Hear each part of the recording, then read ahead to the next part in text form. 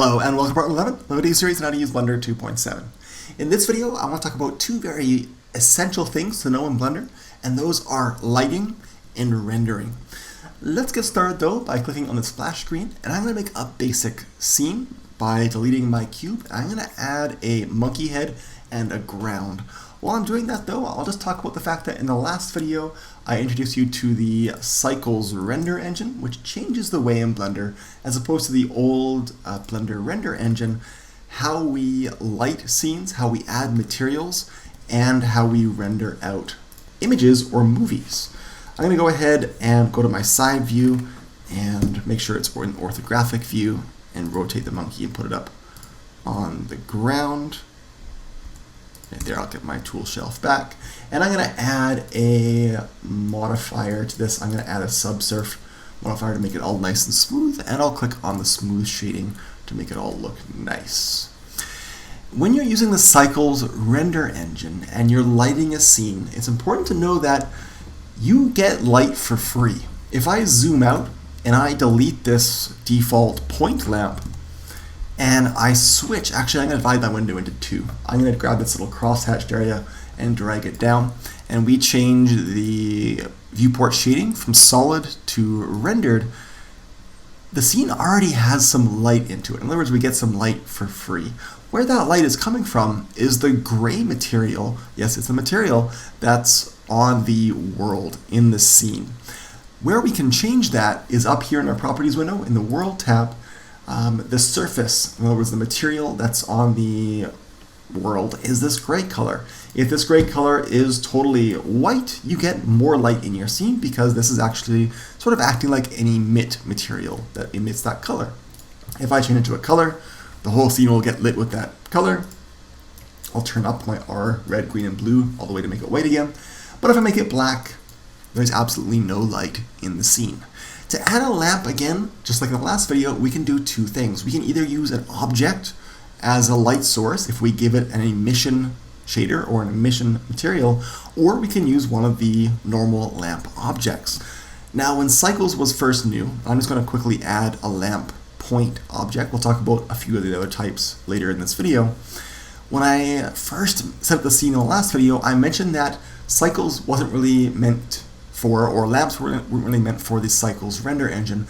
And when the Cycles render engine was new, that was true. You didn't really want to use these lamps when the Cycles render engine first came out. They weren't really meant for it, but now they do work better. If I have a lamp selected, and in this case I'm going to be talking about a point lamp, and I go to the lamp tab in my properties window, again you have to have the lamp selected for that to show up, you'll see that we can change the size of the lamp. Now if I zoom in on a lamp right now, you'll see it has very harsh or hard-edged shadows. And I'm actually going to turn up the strength of my lamp right away.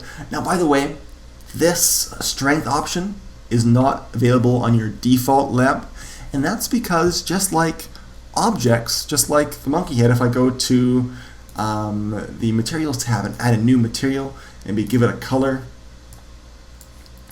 the way we get more options, or the better way to add a material, is to use nodes. So I'm actually going to divide this window into two. I'm going to grab this little cross-hatched area, drag it over. I'm going to make this left window into a node editor window. All materials on any object, if it's a light or a mesh, can use nodes. So in this case, we added a diffuse BSDF material to the monkey head, and therefore we have two nodes, the diffuse BSDF shader as well as the output. But if I select my lamp, it also has an emission material, or emission shader, just like that square that we used in the last video, and it has a lamp output. So we can use nodes for not just objects but also lamps and even the whole world. We're not going to talk about that in this video though. If you have your default scene though, it's not enabled to use nodes. That's what this little checkbox is for. If you don't have it checked, you don't get option to the strength. That's why I have it in this video. I'm going to turn the strength of my light up to, let's say, 500 and press enter. You'll notice, this is what I was saying before, the edge of the shadow is very hard, and that's because it's a very small light source. If you study photography or cinematography, you'll know that smaller lights have harsher shadows, bigger lights become more diffuse, and therefore have softer edge shadows. So if I change the size of this lamp, and I'll actually type in something like 10, you'll notice two things. The scene actually got darker, but also the shadow became very soft, which is quite desirable in some cases. The reason why the light became duller is not because the strength of the light became less. It didn't change. It's still 500. It became duller because the light is now spread over a larger surface. So if your light becomes bigger, if you're using a lamp object, no matter what kind, basically, you need to turn up the strength depending on how large or small the light source is. So I'll turn this up now to, let's say, 1500, and now we get a better lit scene. The next lamp type I want to talk about is a sun lamp, because if you're using a normal light source, and we'll talk about this a little bit later in this video after I talk about the sun lamp, the closer it is to an object, the brighter that object will be, just like in the real world. But just like in the real world, the farther away the light source, the less light makes it onto the scene. So this is called light falloff. The way you can avoid this, the easiest way, is by using a sun lamp. I'm actually not going to change the type of the lamp. I'm going to delete my original lamp and add a new lamp, a sun. A sun lamp works quite differently than a point lamp in that it does not matter where the lamp object is. You'll notice that if I put the lamp below the ground, nothing changed. If I go to my front view and I move my lamp way off to the side, again, nothing changes. The only way you can change the sun is by rotating it, and what that will do is change the direction of the sun. But what this basically emulates is a real sun in the real world, which you can't exactly. If I put my sun object very close to the monkey head and zoom back in, if I'm animating an object, if I'm animating this monkey head and I have my sun right there, I don't want the sun direction of the sun shadows to change depending on if he's right here or right here. That wouldn't be the case in the sun, because the sun is a very large object but very far away, and so you can't really go from the left side of the sun to the right side of the sun that easily.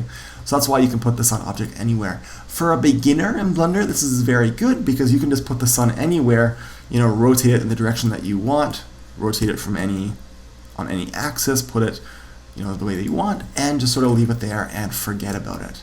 So that's the sun object. Again, you can change the strength. It has an emission material already on it, and you can change the color of it. So if you want to make it more like an outdoor scene, you'd make it a little bit more blue. Not very blue, just a little bit. And that could be your outdoor, especially a night scene like that. Daytime, it's a little bit even less blue than that. Okay, that's the sun lamp.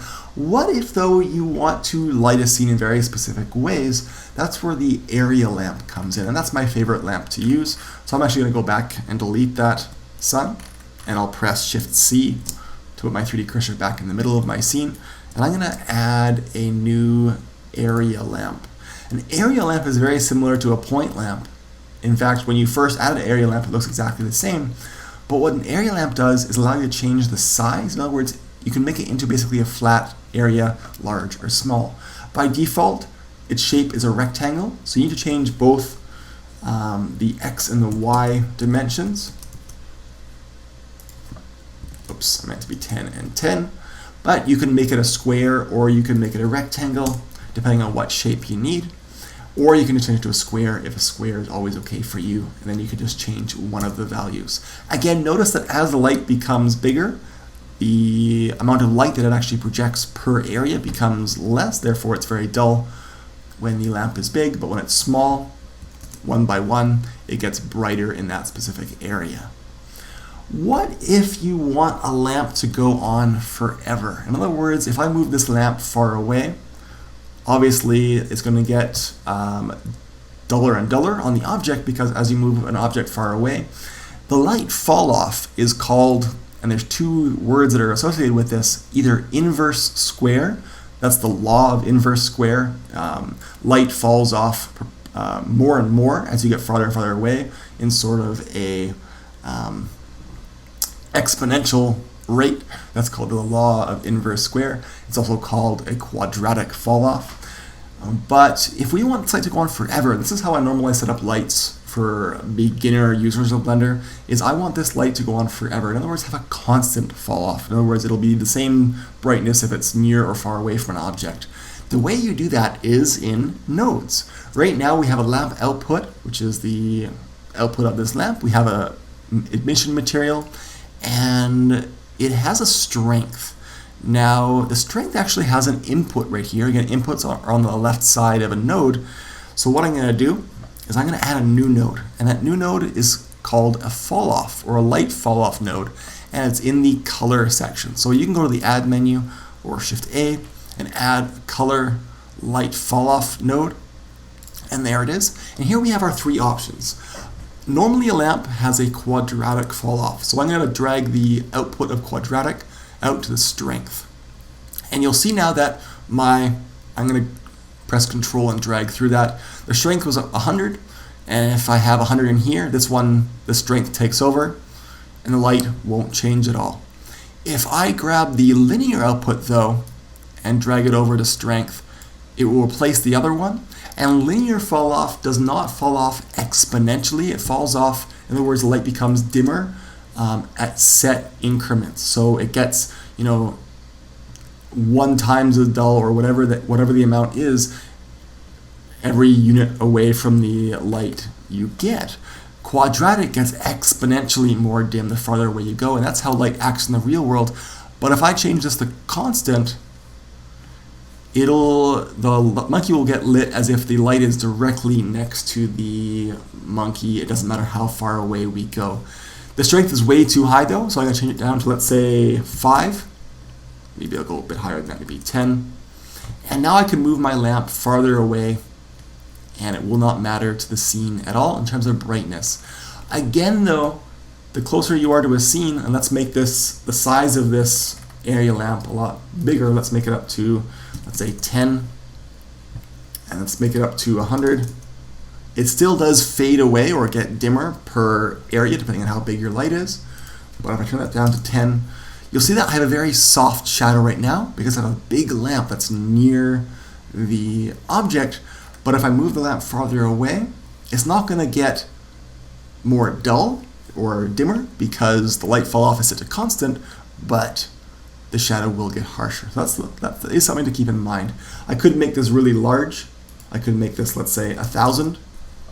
And the light won't get any. Will it go up to 1,000? Yes, it will. There we go. And I can turn my strength up to match if I want really soft shadows, but to light my whole scene very evenly, very easily. So that's a very quick introduction to lighting. But now in the second part of this video, I want to talk about rendering. What rendering is again drawing out your scene with all the lighting and materials taken into consideration. But how do you set it up so that it looks the way you want it to look from the camera angle that you want it to be from? If you go up to the Render tab and click on Render, it'll take over your most recent or most prominent 3D viewport. In this case, it took over this one, and it's rendering it out from the perspective, and again, it didn't render it out from whatever angle you're looking at the scene from. In other words, it's not going to render out the back of the monkey's head. It's rendering out from the perspective of the camera in your scene. Now, you can change the position of your camera manually. So what I can do is in this window, I can put my mouse in that window and press 0 on my numpad, which will change the view to the camera perspective. Or if I just go down to the view menu and I can select camera, and it'll change the view to the active camera in the scene if you have multiple cameras. What I can do is I can change the angle just by moving and rotating the camera as I see fit, but this is sort of a slow and cumbersome way to move the camera. The better way to do it is to just use your normal orbiting, zooming, panning controls in this window, but if I try to orbit right now, it breaks out of the camera view. I can tap 0, but as soon as I try to orbit with my middle mouse wheel, it breaks out. The way you actually can allow Blender to orbit and navigate within the camera view which actually will move the camera, is by going over here to your properties panel or your properties tool shelf, but it's called the properties panel. This is called the properties window. If you don't have it, you can put your mouse in this window and tap N on your keyboard, or just find that little plus and click on it. The way to lock your camera to the view, in other words, to make sure you can orbit, is under the view heading. There's a checkbox for lock camera to view. And if you have that checked, you'll notice that now I can orbit in the 3D viewport from the camera's perspective. And if you look down here, and if I am orbiting, you'll see the camera actually rotating. I can also zoom, which actually moves the camera by scrolling up on my mouse wheel, and I can hold Shift in orbit to pan the camera around. Now, if you set up Blender the way that I had it set up, if you have an object selected, in this case I have the monkey selected, it'll rotate around that object. So you see how the camera is, and I'll zoom out over here, the camera is kind of orbiting around my monkey head as I'm orbiting around it in this bottom rendered scene. So that's how you can position the camera. So what I'm going to do is I'm going to put my monkey head in the very middle of the scene. I'm going to zoom in on it, maybe center a little bit more, and I want to render out a scene. So I'll click on render, but it looks very grainy. And this I mentioned in the last video. The way that the Cycles Render Engine works is it takes samples. And right now, the samples limited, both in this 3D viewport and when you click render, is 10 samples. And 10 samples is not very much.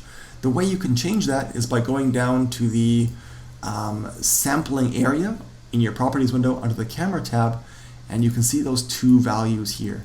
The number of samples when you're rendering it out is set to 10. Same thing with your preview. This window in rendered shading view is my preview.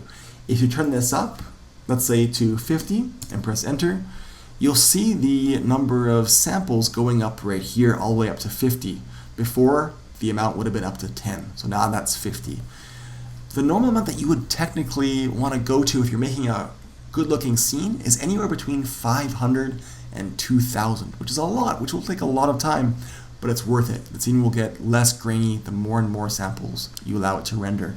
Now, you can actually change these both, or at least the preview value, to 0. And what that means is not 0 samples, 0 means unlimited.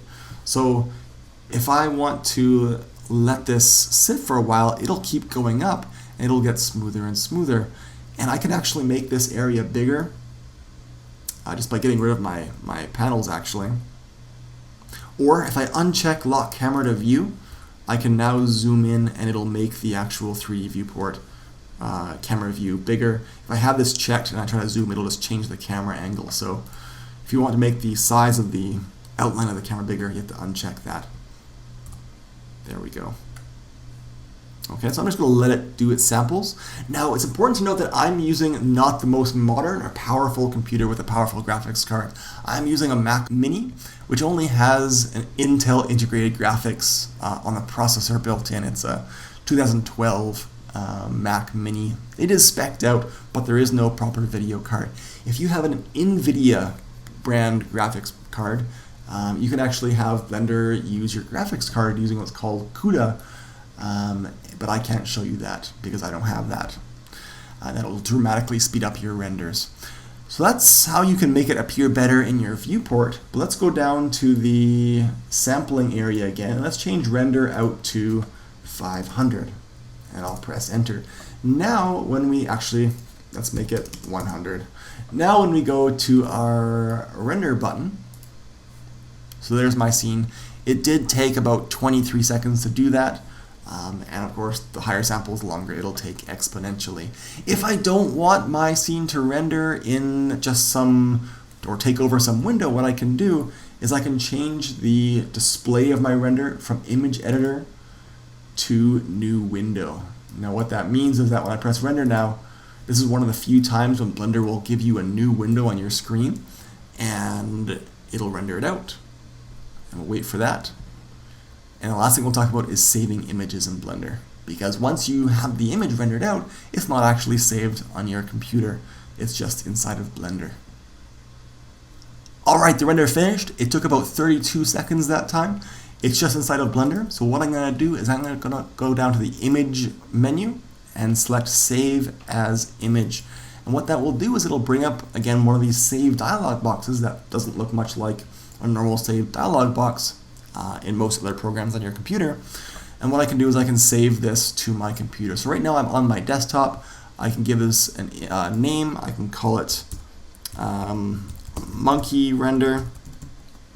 And I can choose the image type down here on my side panel. Right now it's as a PNG image and its compression is quite low.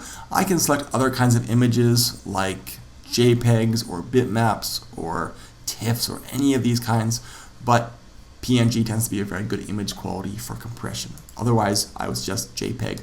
But again, JPEG is lossy, it loses quality. I can click Save as Image, and now that image is saved on my computer. I can close Blender, and my separate JPEG or PNG image will be there. The last thing I need to mention is the output resolution of the images that you are rendering. Where you can set the resolution of the picture, that means the number of pixels across and up and down, and I'm going to go ahead and close this render window, is under the Camera tab in your Properties window. In the Dimensions section, under the Render section where the Render button is, you can see the resolution, which right now is 1920 by 1080, which is the resolution of most high-def 1080p TVs, but that resolution is scaled down to 50%. So each one of those dimensions is actually half of that, which means that the entire picture is 1/4 of a high-def TV. What you can do is turn this up to 100, that's the scale of the image, and then choose your pixel dimensions. Now it's important to note that if I change the ratio, in other words the length of the width versus the length of the height, if I change those numbers, the dimensions of the camera will change and what's included in your scene will also change. So if I make the width of my frame the same as the height, in other words making a square, so 1080 and 1080, it will add the top and bottom of my render and I can see more above and below, and so I might need to rezoom or reposition my camera in accordance with that. Also, of course, making a larger image will take longer to render with your computer. That's going to be it for this video. Thanks for watching, and I'll see you next time.